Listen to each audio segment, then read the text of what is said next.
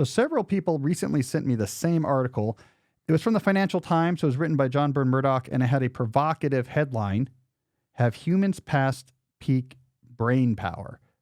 So I'm going to take a closer look at this claim. I have two goals in mind. First, I want to develop a better understanding of why the data seems to show that we are getting dumber. But two, I want to use that understanding, it's my second goal, use that understanding to help find practical ways that you as an individual can push back on that trend and not only not get dumber, but make sure that you continue to get smarter.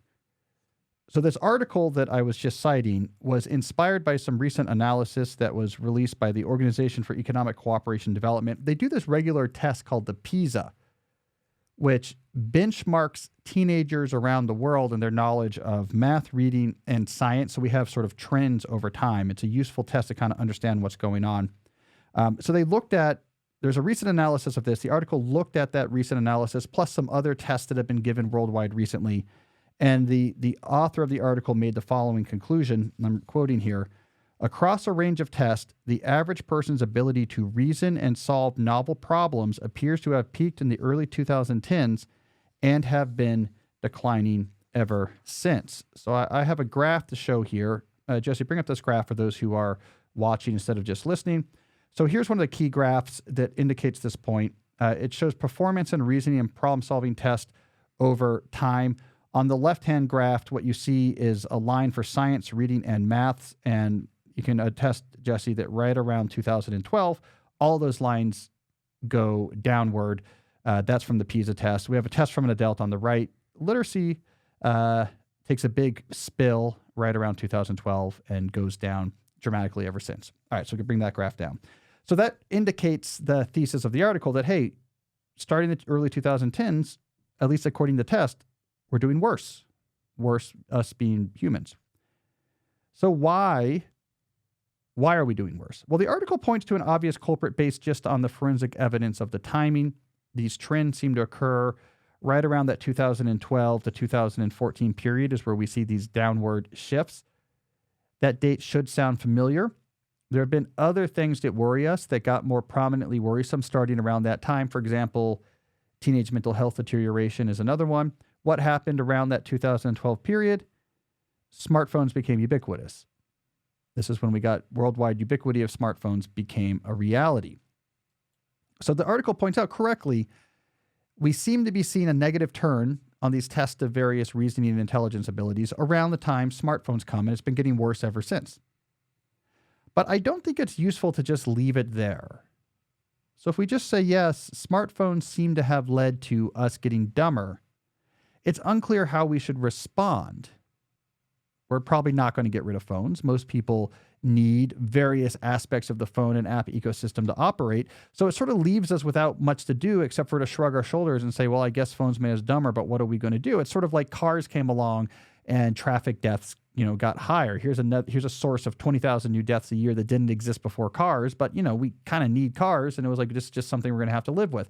It feels that way sometimes when we're dealing with these cognitive impacts of smartphones. But I think we can do better, and I want to do better today. So I'm going to look closer, and I'm going to try to develop a hypothesis that explains at least partially, specifically what mechanisms of smartphones are making us perform worse on these tests, making us dumber. Because if we know more specifically what about these things is making us dumber, then maybe we have a chance of reversing that, even without having to get rid of our phones. So to look closer, what I'm going to do is pull up another graph. Jesse, bring this up on the screen here. Here's another graph from this article that gets at what specifically is changing in the smartphone era. So we see here on the left a graph over time measuring percentage of respondents that are saying they have difficulty thinking or concentrating. This comes from another survey called Monitoring the Future, which John Byrne Murdoch sort of pulled up. What you notice here is it's relatively stable, difficulty thinking or concentrating, until that same inflection point of around 2012, and then it shoots up. And we see a aggressive upward trend. On the right, we have another graph, percentage of people saying they have trouble learning new things. It's relatively flat, starting in 1990. Again, right around 2012, shoots up. Same time that difficulty thinking or concentrating shoots up. So, of course, right at the smartphone inflection point, we see mechanistically that people suddenly reported at much higher rates having difficulty thinking or concentrating, and having trouble learning new things. All right, we can bring this down, Jesse. That is where I think we're seeing the effect of smartphones. And if we look at a little bit closer, why is smartphones now causing us to have difficulty thinking or concentrating or trouble learning new things? So we keep zooming in. I believe we can identify what I think of as a cognitive death spiral here. And here's how I think this works. So you now have a smartphone. The phone itself is not the problem, of course. It's the ecosystem of attention economy that arose around the smartphone. Pre-smartphone, if you were building a sort of information platform, your Facebook pre-smartphone, you were building a product that was trying to be maximally useful to users. I want to make Facebook so useful that people will think to log in and want to be a member of it. So like all your friends are on here. That's a marker of this being useful. You can find out what your friends are up to. That is a really useful thing. Post-smartphone, we had a shift towards an attention paradigm where the idea now is not being useful, but capturing as much attention as possible. They realized you wanted a large user count if you were trying to raise money, but once you had a company running, you wanted to monetize those users, and that's a different game. And this is when the goal of platforms changed to not being as useful as possible, but being as addictive as possible. So we get ubiquitous smartphone use pick up around this time. Why does that cause a cognitive death spiral? Well, think about what happens. You have this rhythm in your life of constantly being distracted because the apps on your phone are designed to grab your attention. It has faster, more desirable stimuli than other things in your life. So now you're rewiring these circuits in your brain so that the reward circuits are very much tuned towards if a phone is nearby, let's focus on that. Let's have our dopamine cascade focus on the action of looking at that phone, because that we have learned, these circuits have ingrained, that's going to give us a quicker hit than whatever else we are doing. And because the phone is ubiquitous, we constantly have those reward circuits firing because the phone is always there. The reward is always there.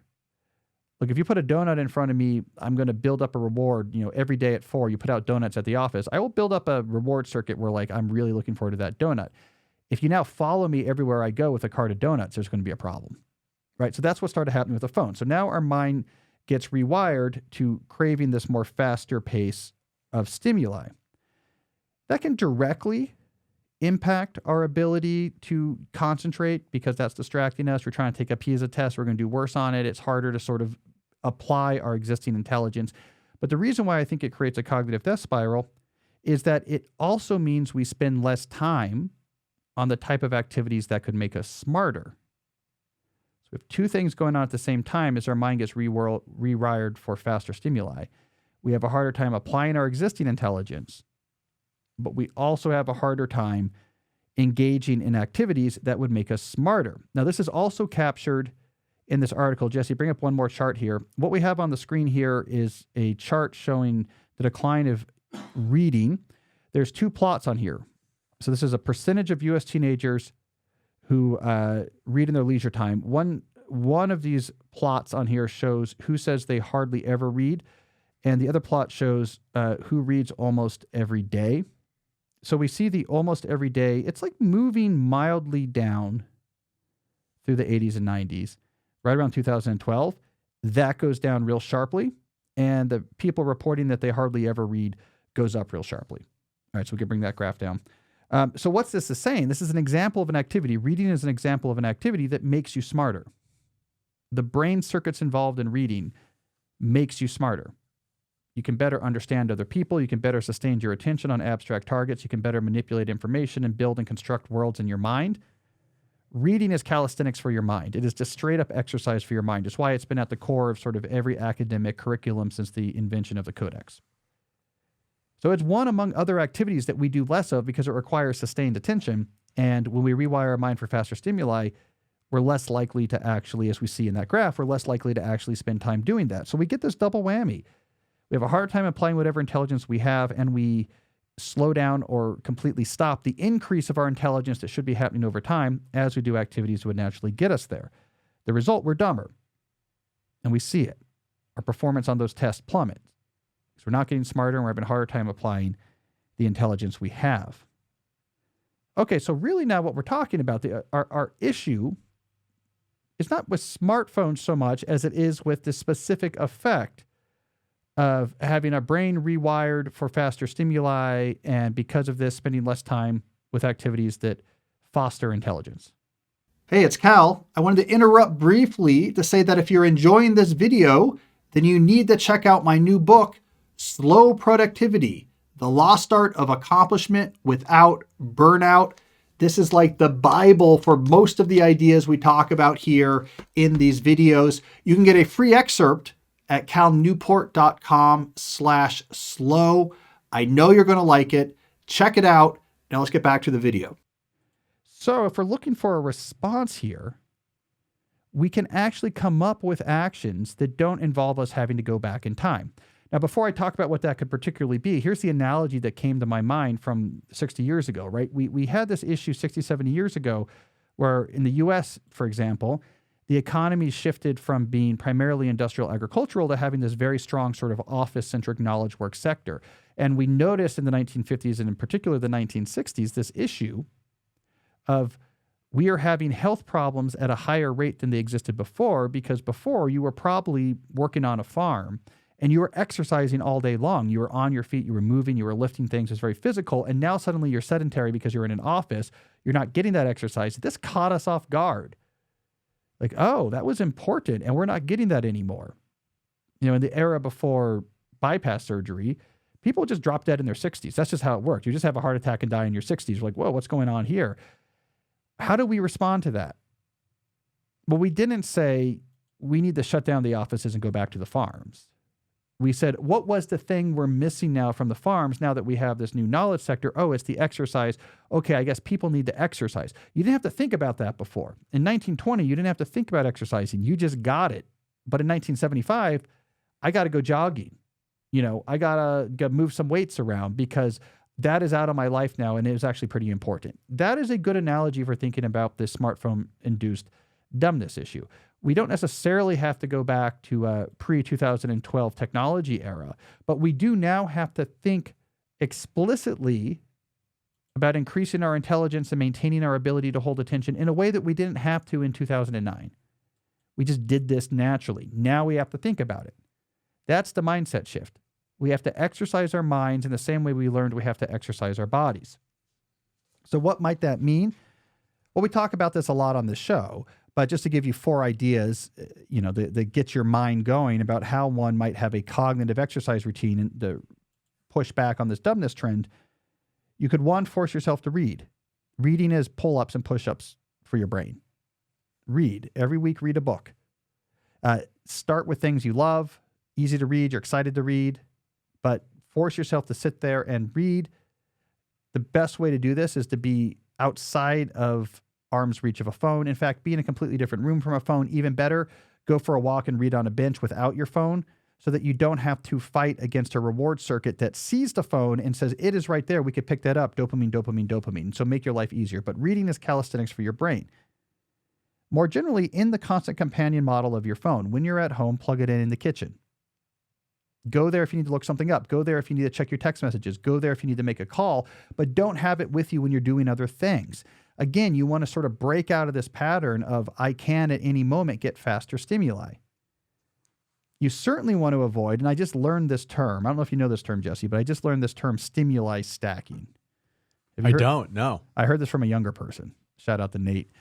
Stimuli stacking is where you're consuming multiple streams of stimulus at the same time. So you're watching something while checking something on your phone, and maybe you even have like a different device on which you're like following something else. And supposedly, some of the streamers like Netflix are actually redesigning their shows to be more compatible with stimuli stacking. So if it requires you to have to, if I missed what was said here, I don't know what's going on, that's a bad show because you can't actually look at your phone at the same time and watch that show. So don't stimuli stack. We want your mind to be used to like doing one thing for a long piece of time. Reflection walks is another great one. Go for a walk with a particular problem you want to solve. It could be just a problem in your life. I want to work this through, and your mind is going to be everywhere. It's going to be squirrel, squirrel, squirrel. But you keep pulling it back. Be in the sunshine, be in the woods. Get used to just being alone with your own thoughts and manipulating your thoughts. You will get better at this. This also pushes back on the negative trends that smartphones are inducing. And have hobbies that require concentration. Playing the guitar requires a lot of concentration to get better. Woodworking requires a lot of concentration, to get better. A particular sport requires a lot of work and focus to actually get better at it. So have, things that require sustained concentration and give you obvious rewards as you get better. So notable rewards, so you feel that appreciation. All right. So anyways, I thought that was a cool article. That's what I think is going on. It's not just the phone itself makes us dumber. It's particularly the way that it's rewired our brain, which creates that death spiral if we have a harder time applying our intelligence and we don't increase it. So we just push back. Look, man, when you're in the office building Mad Men in the 1960s, you got to start exercising.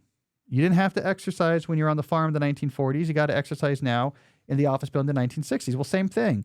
When I was in college in the early 2000s, I didn't have to worry about how do I keep my brain sharp? How do I keep getting smarter? Because we were just doing this all the time. We had to read books and we didn't have like constant distractions and we were often bored and walking long distances in the interminable snow of Hanover, New Hampshire, going through the snow, like trying to find our car, but we couldn't because it was buried in snow and there was nothing in our ear and there was nothing to look at. You would just have to think. You were just thinking thoughts and mainly just, I'm cold.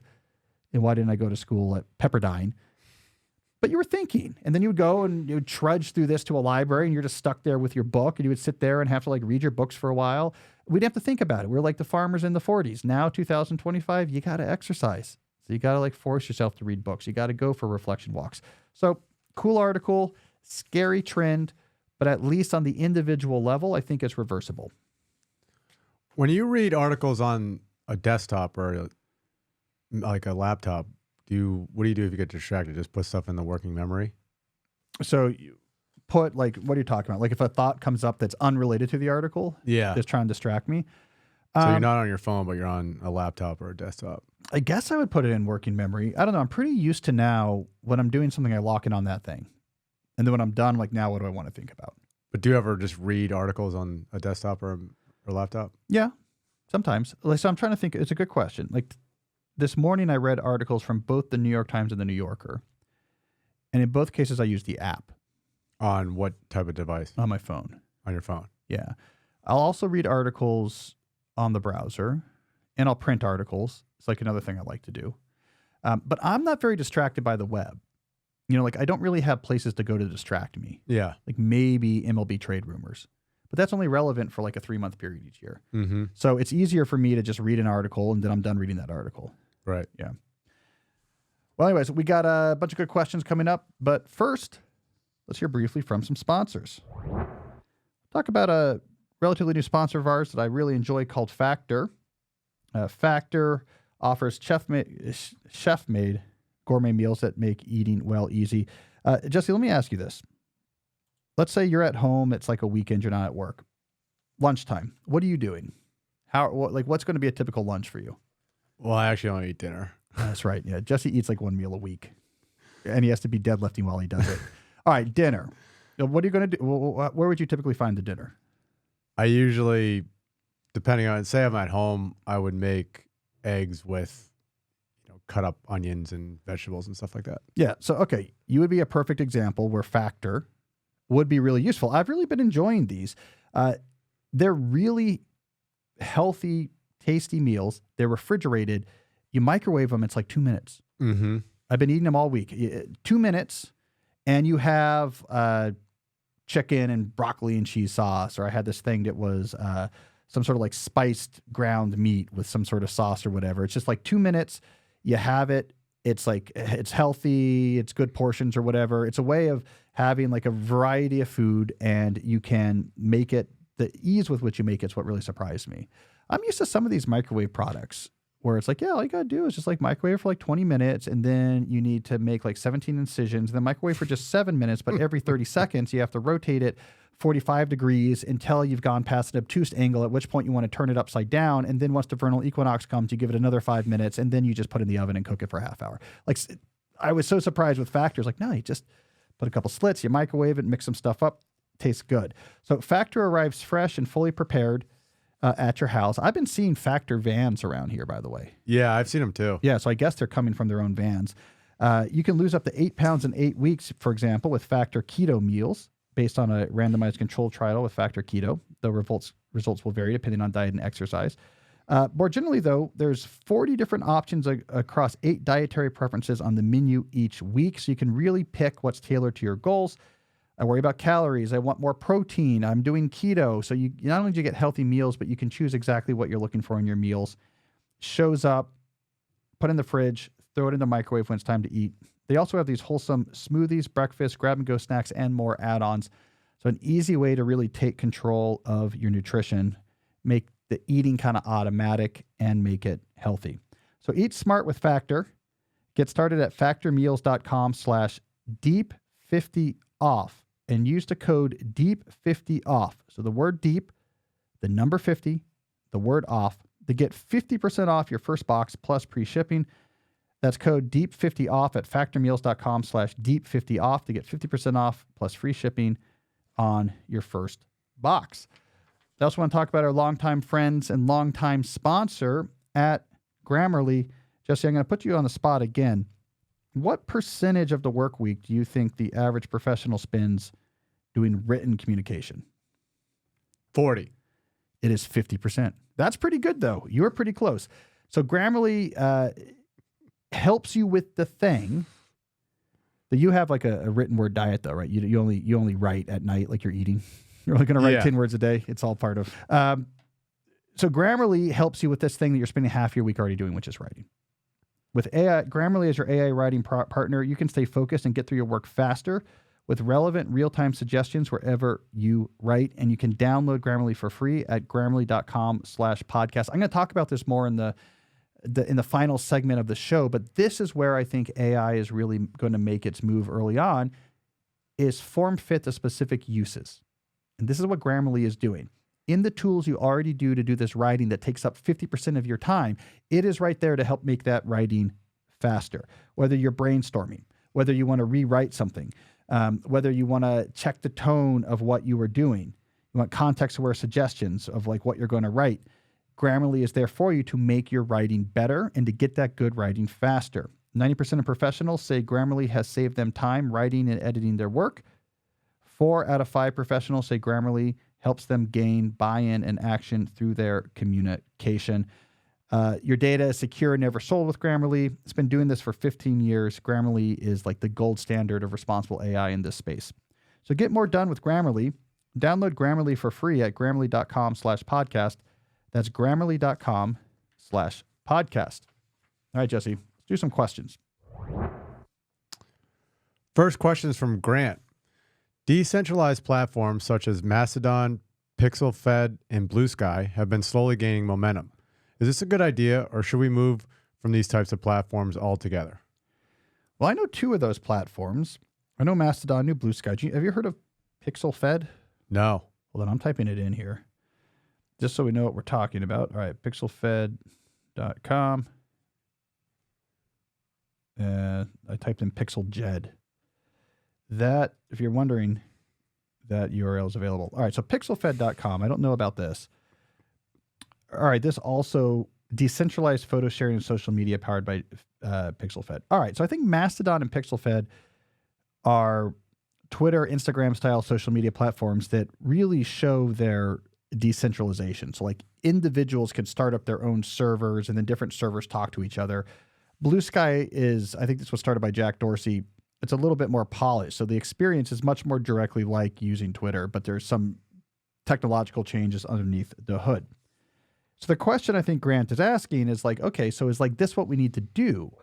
Keep working on, like, if Twitter/X has all these problems, we need to keep working to get a version of that that's better, or do we not need a platform like that at all? I tend to be in the camp of we don't need a platform like that at all. I wrote an article about this a couple years ago back when Meta announced Threads, which was their sort of Instagram/Twitter clone. I wrote a New Yorker essay that was titled, "We Don't Need a New Twitter." And my argument is the issues with these platforms is not just the specific rules by which they're run, which is what a lot of the fight is right now. So like Elon Musk takes over Twitter, renames it X, changes the content moderation, and suddenly you get much more of this type of content and less of that type of content. Blue Sky, people move to Blue Sky and say, we're going to moderate differently. will be more hostile towards like right-leaning ideas, but very embracing of left-leaning ideas. Twitter kind of went the other way. We're going to be much more embracing of right, even far-right ideas, and more hostile towards left-leaning ideas. So it's all about like, what are we doing on these platforms? My argument is like, that's not really the issue. I mean, it's an issue, but the bigger issue is the whole idea of a global conversation platform. This whole notion that we should have hundreds of millions of people trying to interact on the same platform. That notion is broken. Like, that is my argument, is that is just guaranteed to lead to destabilization and rancor. Because if you have hundreds of millions of people that are trying to communicate, and yet we need some sort of notion of a common zeitgeist, like a small number of conversations that are being surfaced from this scrum that most people are going to encounter. This is like the selling proposition of the global platforms, is you kind of like create this of the moment internet zeitgeist you can put your finger on. Is going to require aggressive curation, because you have hundreds of millions of messages from which you want to pull these like common threads, a very small number of messages. And once you have heavy curation like that, you are going to lead towards all sorts of problems. You're going to lead to behaviors at far extremes. It's not going to be a pretty place. It's not going to serve most people's needs. So I have of the point of view of like global conversation platforms is a bad use of the internet. I think a better use of the internet is more niche conversations, bringing together people from all around the world into smaller communities where they can talk about shared interest and create a shared sense of community. These are our community standards based on our real community, not 300 million people on the same platform. And we have to have like a group of people in Palo Alto somewhere who say, here's our community standards. Like, no, this is 100 people who like this baseball team, and we like to get together and talk about it on this platform. And we can come up with our own standards for how we talk about this because we're really a community. Or here's a group of people that like, we like to get together to talk about like this type of movie or something like that. We can create our own community standards for that because it's a real community. We know each other. We care about what's going on. We like each other. We're trying to share information. That is the use of the internet. So I've been long been arguing that these global platforms, the idea that we need everyone using a small number of platforms, only really serves investors in the really large platforms. It's a way to try to concentrate a huge amount of monetization into a small number of people's pockets, but it doesn't create a better experience for the users. So my argument is niche communities are better. And once you have niche communities, I don't think the chronological timeline of like a Twitter, this or that is necessarily best. You want more of like maybe like a forum metaphor, discussion metaphor, a chat metaphor, or a live, Discord style metaphor, whatever one you want to use. It's not necessarily just a sort of algorithmically curated or chronological timeline. So no, I don't think we need to fix Twitter with a different Twitter. I think we need to move past this era where we thought that Twitter was a good idea. All right, what do we got next? Next question is from Kevin. I took a job that pays more than double my previous gig. There's a lot more pressure and I'm stressed out. My wife works and we don't spend lavishly. There is a job back at my old company for my initial pay.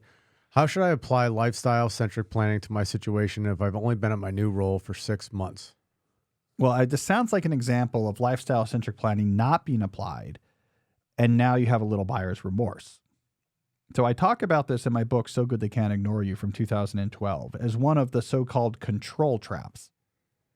So I said, look, one of the traps that arises around taking control of your life and aiming it towards the things that resonate and away from the things that don't, is that it's just as you're building up the skills that could give you that leverage, that you will be tempted with, forget taking control, come get more money, come get more prestige. So it's like exactly when you're good enough to start dictating what your working life is like, that someone comes and says, no, this is the prestigious job, double your salary, come on, scoreboard, you're going to put points on the scoreboard. It's precisely when people care enough about what you can do to try to lock you into things that are going to have obvious indicators of prestige, like title and income, but that lock you in and prevent you from taking more control over your life. So you have to be careful. It's probably what happened here. It's like, this is impressive. This job is double the money. It's a hard job to get. And I think I might be able to get it. I'm winning the game here. I'm proud of myself. But then the problem is you have that job.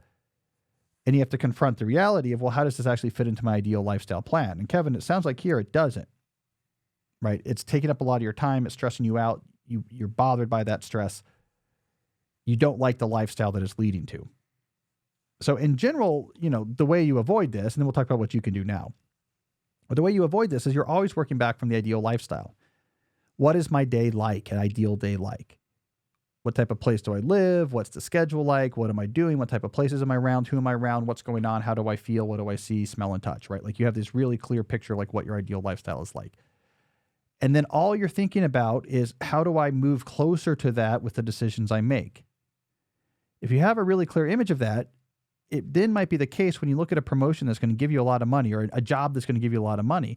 But if that job breaks many aspects of your vision, you're like, oh, of course I'm not going to do that. But if you don't have that vision in place, you're like, well, the only scoreboard I have is like title and income, so I want to keep putting up points, so that's what I'm going to do. Now that you're already in this position, that's okay. Let's do our lifestyle-centric planning now. Why are you stressed? What is it that you're missing? What is it that you're looking for in the ideal life?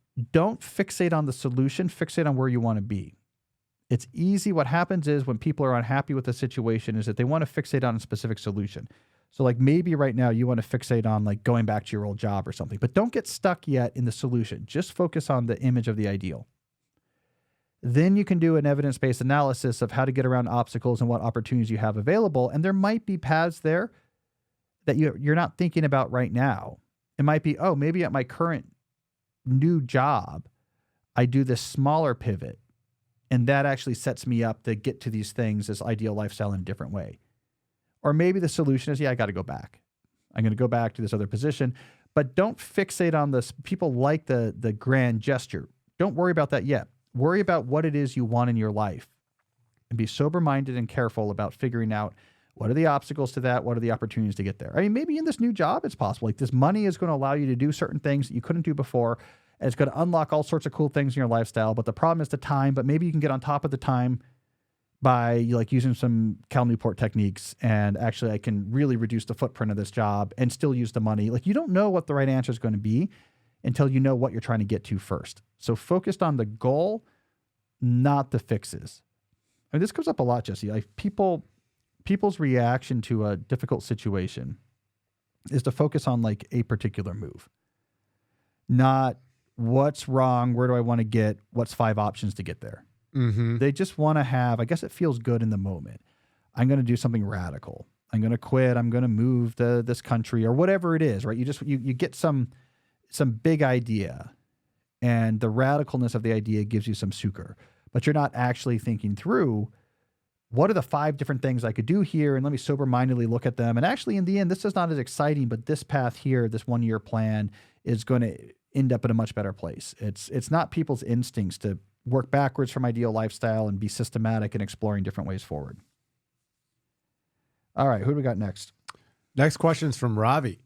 I'm a 40-year-old software engineer. My younger colleagues are technically sharper and bring more value to my manager. This makes me dispensable. What's my path towards relevancy? Well, I think you have 2 options, Ravi. One, you have to keep in mind, young people have more relevant skills because the thing they learned when they were learning this field, because they're younger, is much more recent. So they're getting into the technology field. They're putting in that initial push to learn skills. They're learning whatever skill is relevant right now. And if they just learned this skill a couple of years ago, it's going to be new and it's going to be relevant. But this doesn't mean that you can't get back ahead of them again. So yeah, they're coming in with relevant skills. But if you're pretty systematic about, I'm going to put aside regular time to master what's new now, you can get yourself back into that conversation, right? So it's not that the younger people are much smarter. It's not that the younger people can learn skills much faster than you either. They're just starting with the latest skill. But once you've also learned the latest skill, you're kind of at parity now.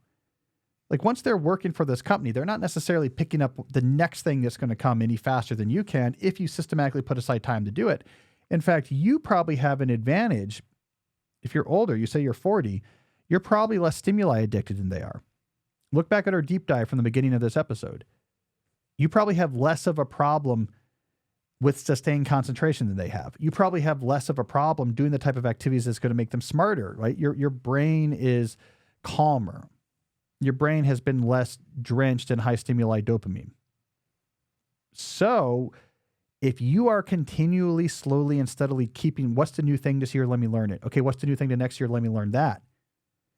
You are going to be ahead of, I think you'll get back ahead of the people who have joined more recently, right?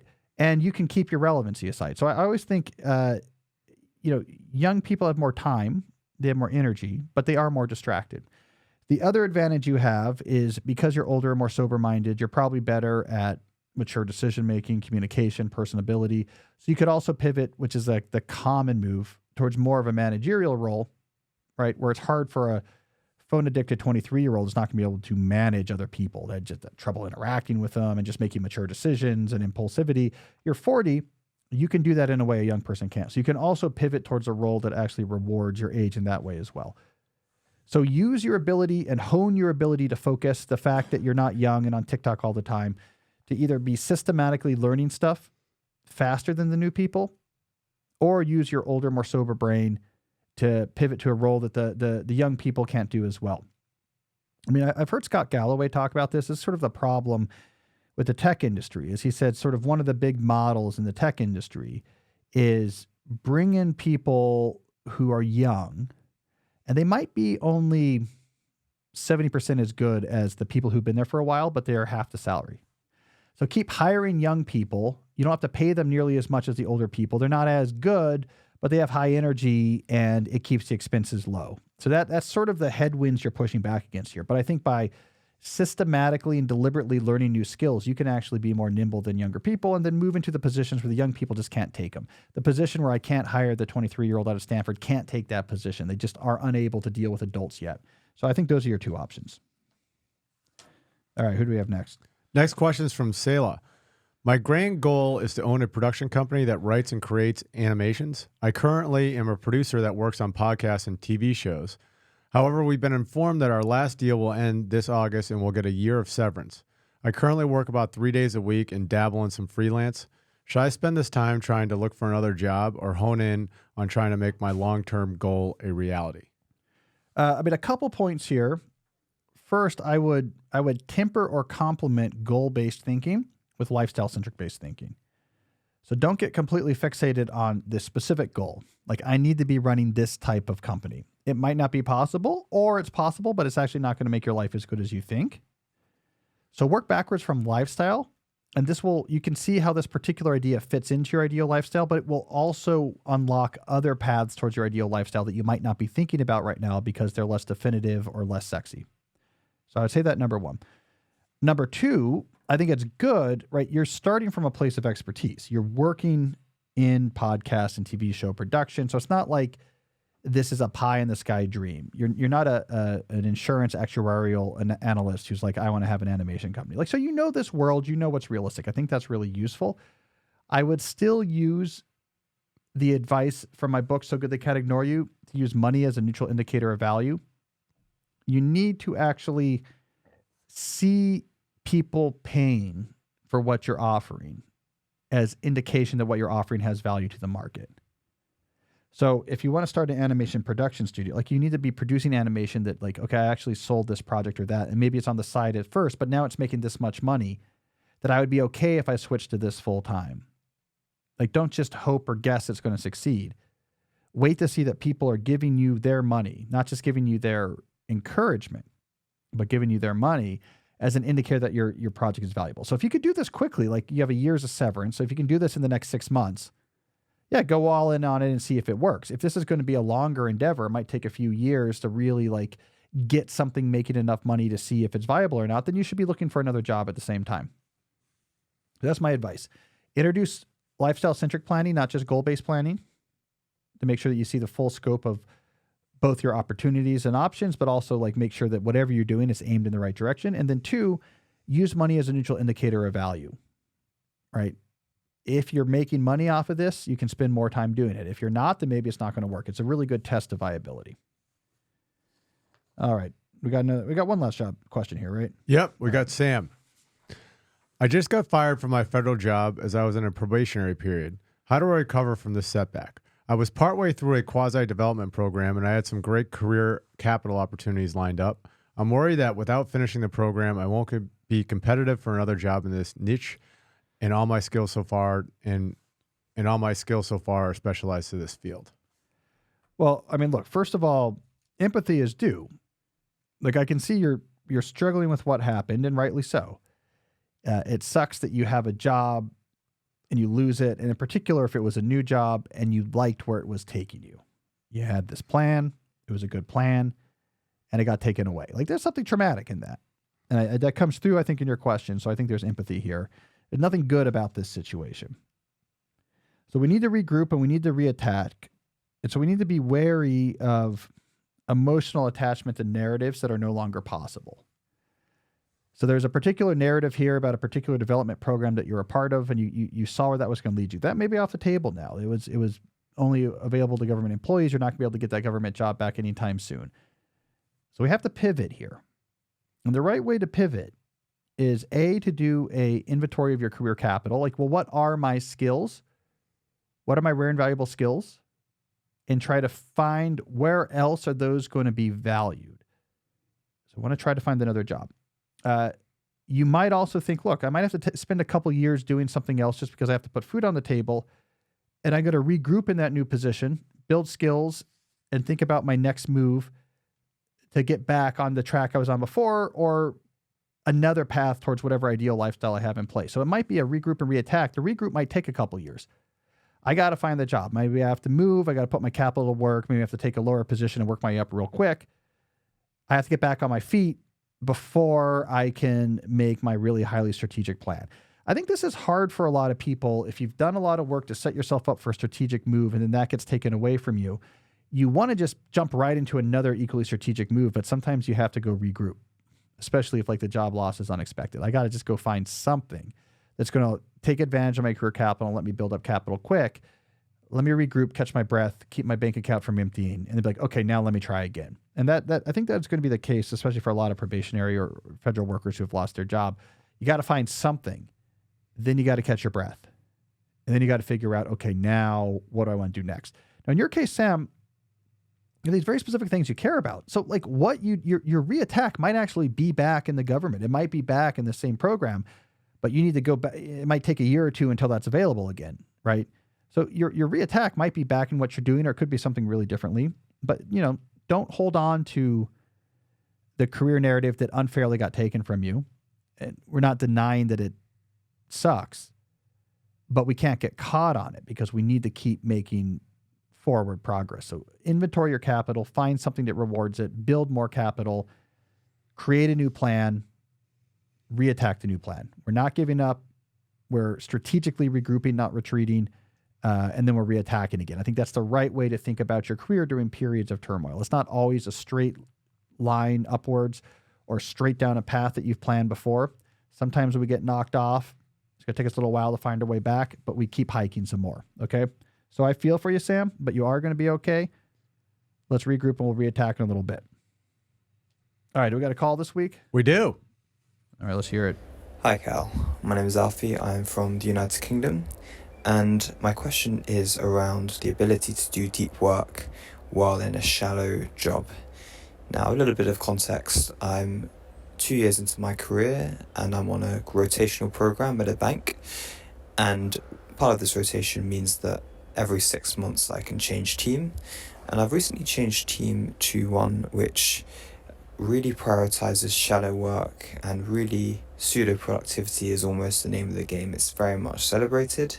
There's a lot of context switching throughout the day. So my question is, really, given that this is a temporary role, and given that at the moment I feel that my ability to concentrate and work deep has diminished, what are some practices I can do maybe over the weekends or in my free time to improve that ability to concentrate? And once I roll off this rotation and go into my new role, what are some things I can do early on to get back into the deep work routines and habits to ensure that that skill maintains one I've trained well? Thank you. Well, Alfie, it's a good question. I think, by the way, Jesse, because Alfie mentioned the word pseudo-productivity, which comes from my book, Slow Productivity, that we could play the theme music. I didn't schedule the corner. Someone brought up slow productivity organically, so we're going to play the slow productivity theme music. All right, Alfie, it's a good question. I mean, first of all, this emphasizes there's some roles where deep work is not rewarded. Like deep work is just a type of effort, right? It's an effort with sustained concentration. It is a good way of maximizing cognitive abilities for a lot of tasks where that's important. Alfie's in a role right now where it's not important. So he's not spending a lot of time in the state of deep work. So that's fine, right? This role doesn't require it. But I think it's a cool question of like, how do I make sure I don't lose that ability to concentrate that, will be relevant again later with another job. Let's go back to the deep dive. Right, we talked about this in the beginning of this episode, that if you're constantly in like a high stimuli type of situation, you get less comfortable concentrating. We see that in the data. Then you spend less time doing activities that make you smarter. And then you get even less comfortable, less smart, and less comfortable concentrating. You get a cognitive death spiral. So do the type of things we talked about earlier in this episode. Force yourself to read books outside of work. Practice the non-constant companion model of the phone is plugged in, not with me when I'm at home. So you're just used to doing one thing at a time. Do reflection walks all the time. I'm going to work on professional and personal projects just in my head while I'm walking with no source of distraction with me, right? These are all things that are going to help your mind be comfortable with sustained concentration and actually strengthen your mind's ability to do things. You might add into there the hard hobby, learn a new skill, learn how to computer program, learn how to do like microelectronics or woodworking. Be really careful about cognitive calisthenics during this period in which you were basically doing the cognitive equivalent of smoking during the workday. You got to sort of offset the damage that's happening with active improving activities. So yeah, you'll be out of this rotation soon. Do things like that in the background. And then when it comes time to schedule deep work again in your next rotation, you're not going to struggle with maintaining your concentration. You're going to feel like your instrument is still well practiced. All right, we got a case study here. All right, our case study today, this is from Ian. All right, Ian says, great discussion on Kanban boards and systems. I love this space and has been a great reminder to me of how simplicity here is what works. Reminder I also needed. Attached are images of my engineering Kanban board, which I created around 2014 or so, that I thought you might find interesting. Still my most powerful organizing system yet. I've still yet been able to replicate this to do better in very new roles now. Remote work race is hard.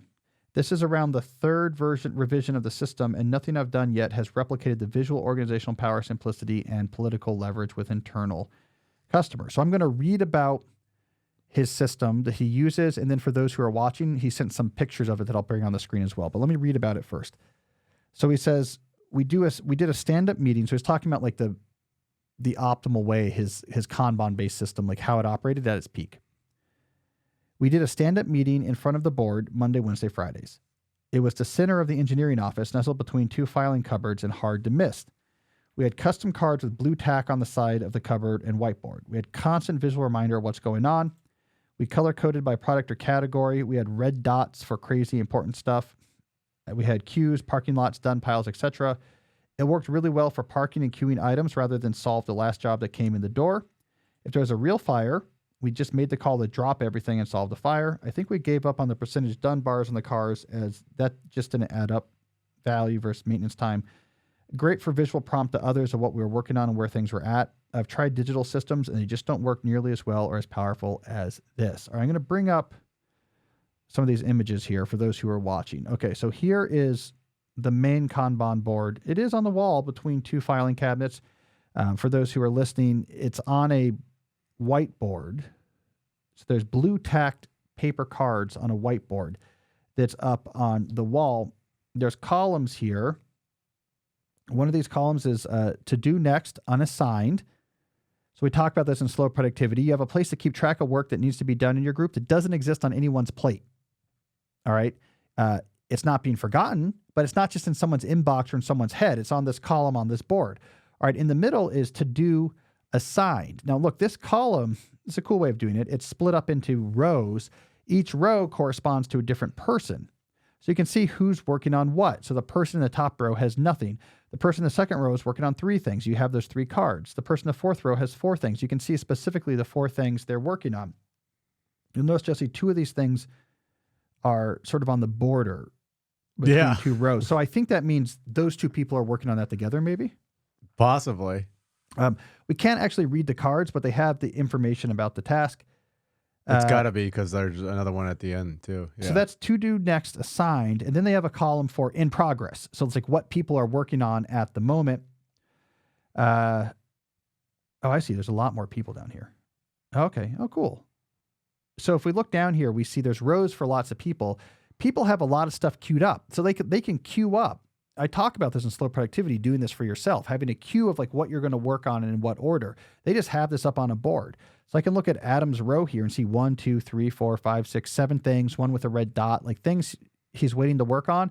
And then next to it, be like, here's the 4 things he's working on now, knowing that as he finishes one of these things, he'll pull something else over there. So none of this is being kept track of in their head. And none of this is being kept track of just in their email inboxes. It's really clear. This is unassigned work. Here's work we've assigned, but it's not being worked on. Here's the work people are working on. And we can just see it visually, who's working on what and its status. Notice over here on the left, this is called parking lots. They have on the side of the cupboard parking lot. This is a Kanban idea where it's things you don't know.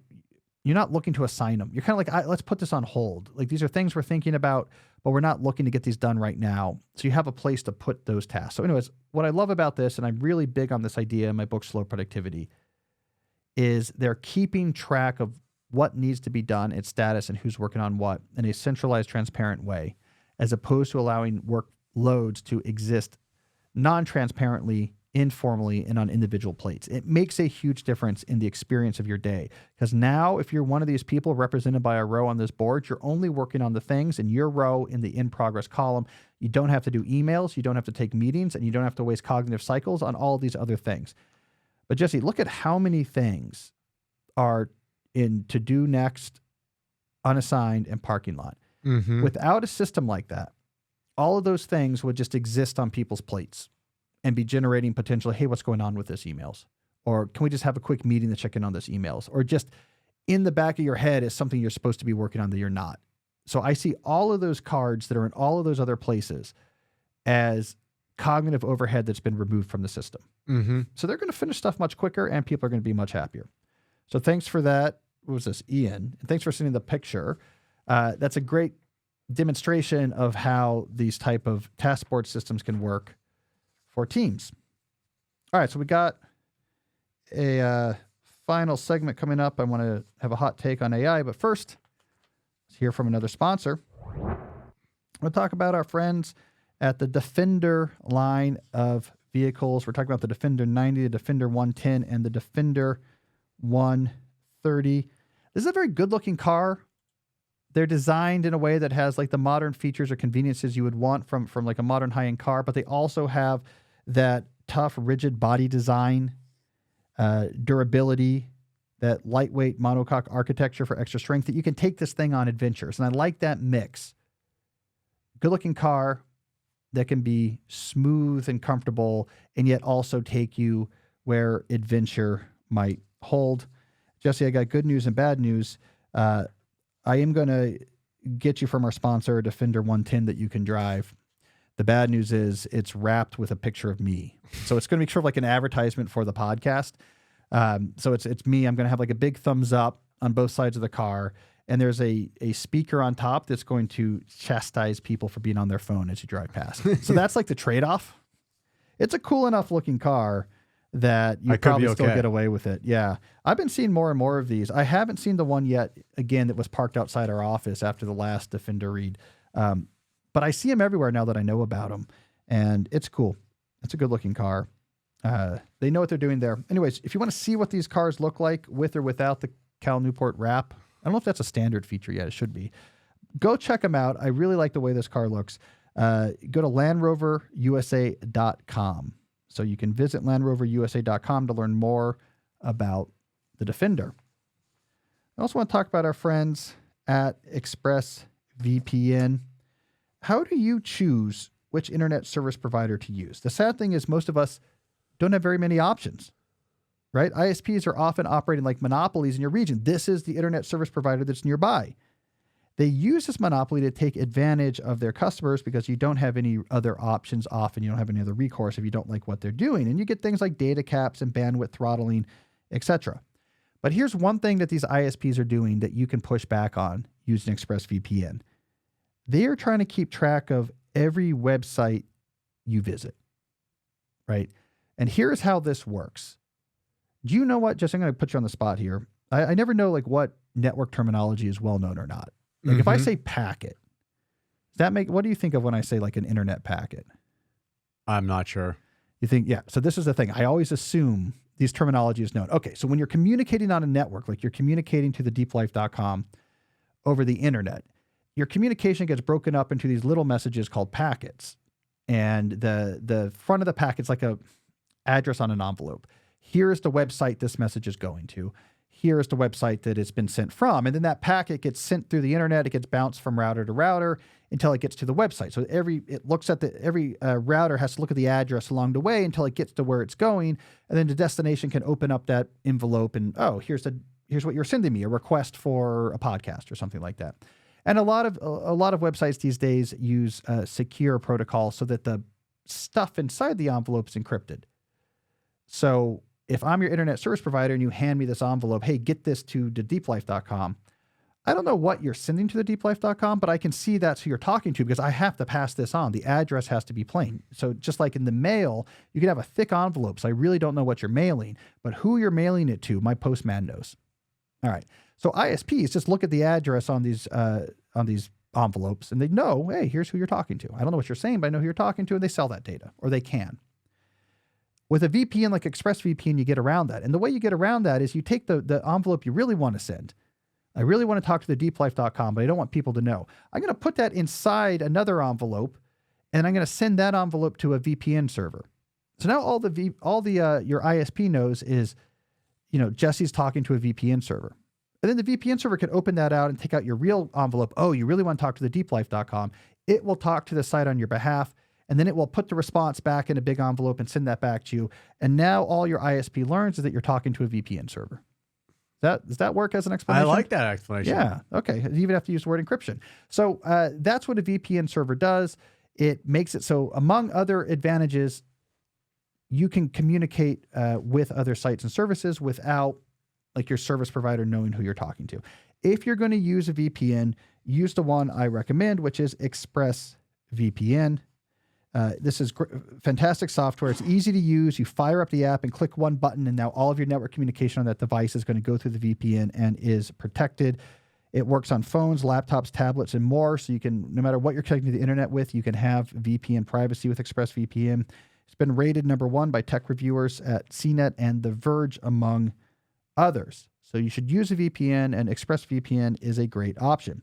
So protect your online privacy today by visiting expressvpn.com/deep. That's expressvpn.com/deep. You can get an extra 4 months free, but only when you go to expressvpn.com/deep. All right, let's go on to our final segment. All right, that VPN ad got me into a technology mindset, so we're going to do another tech corner. I think like my goal here, Jesse, is to give people like at least one interesting thing to throw into like a dinner party conversation about technology. You should come out of the tech corner with like a little tidbit you can pull out to be smart. I like it. Yeah. So I want to elaborate briefly an idea that I've been playing with. It came up in a panel discussion I was in recently. I spoke at a board of directors meeting this morning. It came up again. So I'm sort of playing with this idea that there's a potential blind spot in the world of AI, and in particular, a blind spot about where big impacts are going to come next.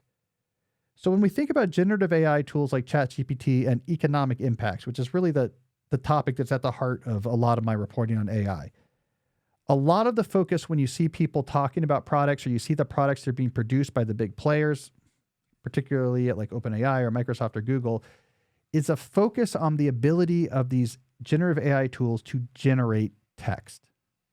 So we're thinking about the advantages of these tools as the text they can produce. It can write an email on my behalf.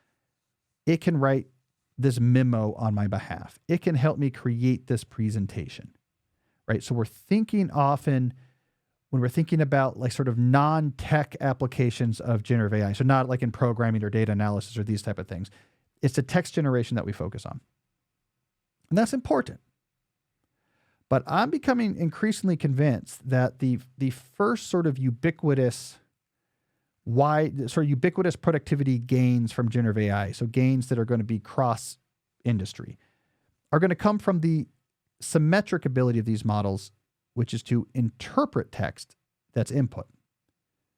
So it does both things. I can type something in the ChatGPT. It can understand what I'm saying very well. And based on the understanding, it can produce text very well. I think the big next ubiquitous productivity gains are going to be based on the interpretation of text, and in particular, the ability of these models to be natural language interfaces to other software tools. So like the example I like to give is maybe I have a piece of software where I don't know how to use this software in an advanced way. It's like a spreadsheet. I don't really know how to do advanced analysis or data cleaning in the spreadsheet. An expert user might know. I don't know how to use it. I have a data analysis package. I don't really know how to do it. I know what I want it to do. You know, I want it to like take this data and like do a regression, but I don't know like what to click or where to pull or how to do this. I haven't been learning the software. This is a place where generative AI can help because you could just say in natural language, here's what I want to do. And what these models are very good at is translating between languages. So it can translate what you want to do from natural English language to some sort of highly structured macro machine language that the application understands. So I don't know, I want to take out all of the rows from column B that have a dollar amount less than $5. And with the rows that remain, I want to build a pie chart that buckets them in intervals of $100. I just say that in natural language. And the language model takes that and then spits out on the other end a bunch of sort of like very well formatted macro commands, which you can then feed to the spreadsheet, and the spreadsheet does that work for you. That's where I think the low-hanging fruit is that's going to be plucked next, or at least could be plucked next. That more importantly to me than you writing the email on my behalf is you helping me take advantage of the power of software tools that already exist. That's low-hanging fruit productivity gains for both the individuals and for organizations, because now you need less experts and you need less people. So that is what I'm keeping an eye on right now. One of the reasons why I think this is not being emphasized is that interpretation of text and translation of it into machine language doesn't require massive models. And if you're Anthropic, if you're OpenAI, Microsoft, right? If you're Google, you want massive models to be the thing that people care about because you're among the only companies that can afford to create these massive models.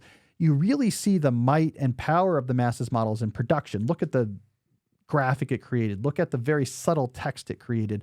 Look at the code it created and like how the code compiles right away. Like that's where you really get into the power of it. But you don't need a 600 billion parameter model to take natural language commands for Excel and turn them into like spreadsheet commands. You could probably train a much smaller model to do that, and like a lot of companies could probably do that. So they want the focus to be on text outputted because that requires the fanciest models. But I really think this is the low-hanging fruit. And the reason why I'm pretty sure it'll be plucked is that it doesn't require a 30,000 GPU, nuclear power plant powered data center in order to train. Like much more modest models can be natural language translators. And so a smaller company can build their own, or multiple companies can have their own version of these models for their particular tools. So that's the idea I want to throw out here now. Don't just focus on the ability of language models to generate text, focus on their ability to interpret text. Small, agile models that unlock the power of existing software tools, I think is going to be a big deal. So along these lines, like I think it's a misnomer. Again, people want to think about the language model, for example, doing all the work. I think this is unnecessary as well. They want to think about, like, I have a bunch of data. I want to just input that data to my language model, and the language model will analyze it. Like it's going to move through a language model and a result will come out the other side. That's not really what we want. We don't want a language model that's so big and it's been trained on so many things. You can give it like a bunch of data and the model itself can actually like do some statistical analysis. No, what you want is a really predictable, dependable, high quality statistical analysis software. And the language model, you tell it what you want to do with the data, and then it tells the statistical software, here's the analysis we want to run, and then the statistical software does the analysis, right? Like that's what we really want. We want, and I think this again is where the low-hanging fruit is going to be, not massive models that just is like does everything you want it to do, but they unlock the things that other software does for the average user. All right. So that's my big idea I'm throwing out there. Trademark. trademark 2025. I don't have a catchy name for it, but keep that in mind. Look for natural language processing as like the next, maybe the first big killer app of this, not this oracular idea of just like I talk to this oracle and I give it data. It just does everything for me. I just don't think that's the most efficient way to get the near future value out of generative AI. All right, so there's my Tech Corner idea of the week. And with that, I think we'll wrap up this episode. We'll be back next week with some more deep questions. But until then, as always, stay deep. Hey, if you like today's discussion about how we're getting dumber and what to do about it, you might also like episode 336, which was titled On Screens and Solitude. Has a lot of good ideas there as well for getting back in control of your own brain. Check it out. I think you'll like it. So the writer Derek Thompson, who I know and I like, has a big new feature article in The Atlantic right now. Many of you sent it to me, so you probably have heard of it. It's titled The Antisocial Century. Americans are now spending more time alone than ever. It's changing our personalities, our politics, and even our relationship to reality.